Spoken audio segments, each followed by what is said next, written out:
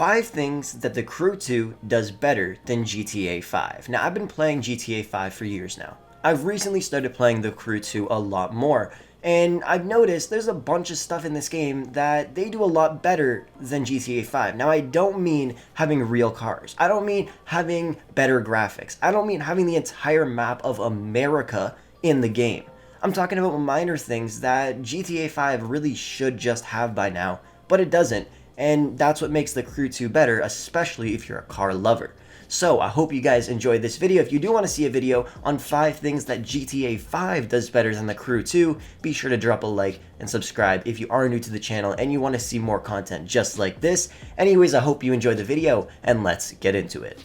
The very first thing that I think the Crew 2 does a lot better than GTA 5 is going to be liveries. As you guys can see, I have this Challenger RT right here, and this is what it would look like in GTA 5. Just a basic car with not too many liveries. Now, for this specific car, you guys can see when I go to the customization options right here, I can go to livery, and they have exclusive liveries built for these kinds of cars. And you can put these liveries on, and that's cool. They're custom made from the Crew 2. And honestly, I'm not a fan of them. Same with GTA, they make all of their liveries, and we have to choose from those. But with the Crew 2, you can go to the top 100, or the latest liveries made by people. For example, some other cars that made some really nice liveries are for this Jaguar F-Type.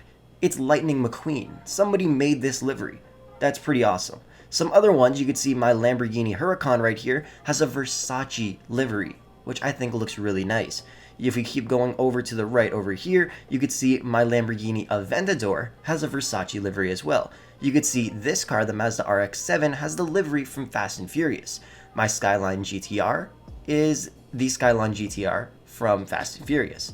We go over here, I have a Louis Vuitton Corvette Stingray. My Bugatti Chiron is also Versace. I also have a Gucci livery on my Ferrari.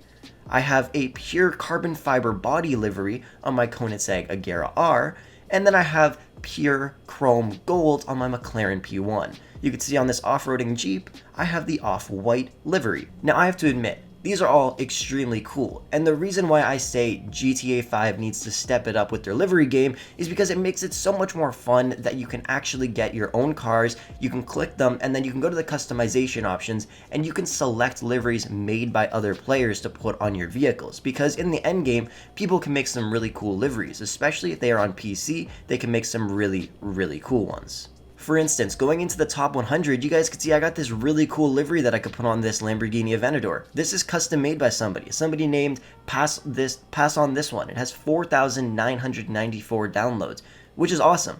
And that's another thing that's awesome. If you make a livery, you can upload it to the Crew Cloud, I guess, and everybody can download it. And the more downloads it gets, it'll get put onto the top 100 for that car, which I think is awesome. This is the one I currently have on, the Versace one. Looks awesome. We keep going, and you can see there's some really cool liveries that you can actually put on all your cars. I really wish GTA 5 had an option for this, just because it would make you feel a little bit more in the game, and I think it would make a big difference. But that's one thing that I think the Crew 2 does a lot better than GTA 5, and these aren't all the liveries in the game.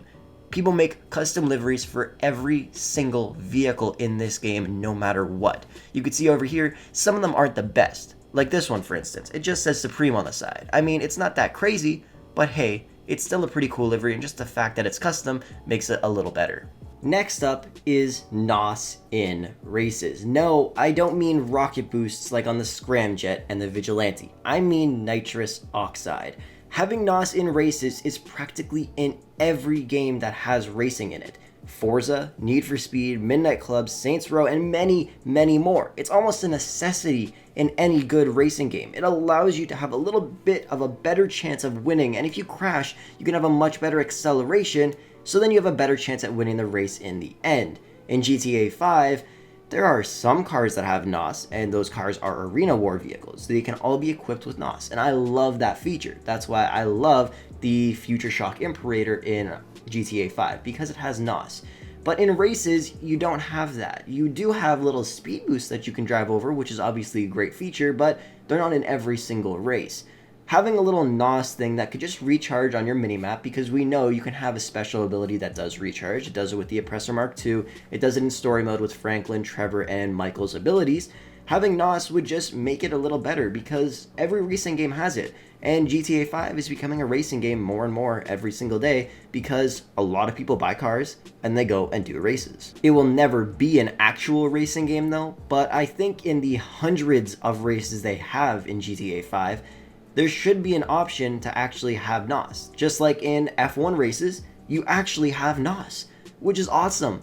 So why don't we have that feature in free mode even and on our regular cars and in races? Like F1 cars have NOS on them in free mode and in races. So there should be an option where we can put NOS on any car in the custom shop, or a set select few of cars have them. For instance, the stunt racing cars should have them. Most of the hyper cars and just really fast supercars in GTA and sports cars should all have the option to put NOS on it, and you can upgrade the power of the NOS as time goes by. And I think it would make the game so much more fun just because NOS is awesome. The next feature that I think is amazing about the Crew 2 is the ability to change rim size, add cambers, and edit vehicle settings. Let's take a look at the rim size first. This is something I absolutely love. You head on over to the rims, you select which rims you like. So let's go and pick some random rims for my Lamborghini here. Let's just throw on, for instance, oh, I hate all these rims, they look so bad. Oh my god. Okay, let's throw on these. So we pick these rims, we pick which color we want. Let's put them like this. Now I could change how big I want the front rim, if I want it to be super tiny, which I don't like, if I want it to be super massive, which I don't like. I like it like right around here. The back rim, I obviously don't want it to be that big. I want it to be a little smaller. So I'm gonna make it about that big, which is awesome because you can change the rim size, which I love. I don't know why we can't do that in GTA. Anyways, that's the rims, which I think is kind of cool. And then we back out of this menu, all right? We go over to performance, we click pro settings. So here, we're able to edit the pro settings for the vehicle. So this is a actual drift Lamborghini. So obviously I don't want too much traction control. You can see it was already set to the minimum. It's optimized for all drift vehicles. So I actually put it up just a tiny bit because this thing has some real speed. Drift assist, you obviously want aero distribution, gearbox, tire grip, brake power. We get onto the camber. I can actually add a camber completely to this vehicle. If we go back and take a look at the front tires of the car, you can see they got a pretty significant camber, and you can add this to practically any vehicle. If we head on over, let's go find my Dodge Demon. So taking a look here at my Dodge Demon, you can see there is absolutely no camber on it. It would be very hard to turn with this car. Now when I click options, I go over to the vehicles, go to performance, go to the pro settings, scroll all the way down, go to the camber, reduce it all the way down to here, and I click back, and then I go and look at the vehicle. You could see now we got a little bit of a camber. You can see the wheels are now slanted, and now it'll be better to turn. Now, obviously, I'm not going to keep this setting because I don't want all of my wheels to be cambered. I don't want it to be like that. Usually, I keep the rear wheels at its regular point, and I usually make the front wheels just a little bit more of a camber so I can turn just a little bit more. That's usually what I keep it at. And then these you can also change. Some of the features, I don't really know what they're called, but it doesn't really matter because when I edit them, it'll tell you exactly what it'll do to the car. For instance, if I change the tire grip, I reduce it all the way down. Take a look on the right side of the screen. You can see it reduces my top speed by 1 kilometer per hour. It reduces my lateral G and my braking distance. If it's just reducing, I don't want that. But if it's something that will improve the car, if I change this, let's see, to the aero distribution up, you can see my brake distance goes up, but my top speed goes down. So obviously I want to have a higher top speed, so I put it back down. I just think it's a really cool feature how you can edit your vehicle settings to make it better. It's just like tuning your car in real life.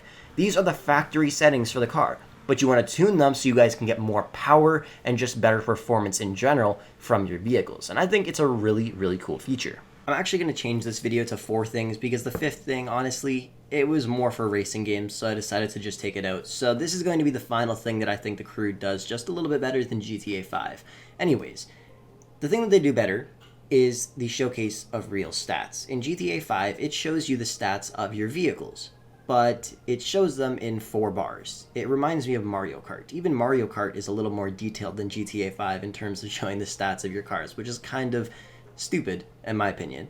But in terms of the Crew 2 stats, depending on which car you click, so if I just go and click on a random car, for instance, my Lightning McQueen car, I go and I take a look. You can see on the right side of the screen, it shows my top speed, my power, my 0 to 100, also known as 0 to 60 if you use miles per hour, quarter mile lateral G, and braking distance. It shows all of this so I can see exactly how good this car is in different scenarios. So if I also go and select any upgrade and I reduce the upgrade to its stock level or any other one, you could see it affects the stats. It reduces the top speed, reduces the horsepower, and all this stuff. So that is one thing that I think is better. If you were to do this in GTA 5 and you were to upgrade your engine, it wouldn't actually show it so you could see it.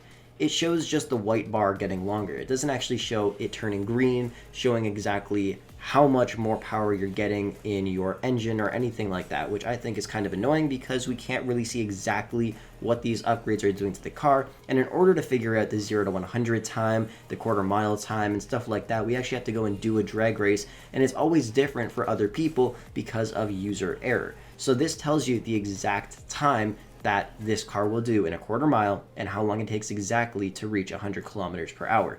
And I just think it's a very small thing that every game should have if they start adding more and more vehicles and they start getting more into racing in that specific game. And I really don't know why GTA doesn't have it, but I do think it's a necessity for any game that has racing in it so people can see exactly how good their car is in terms of performance.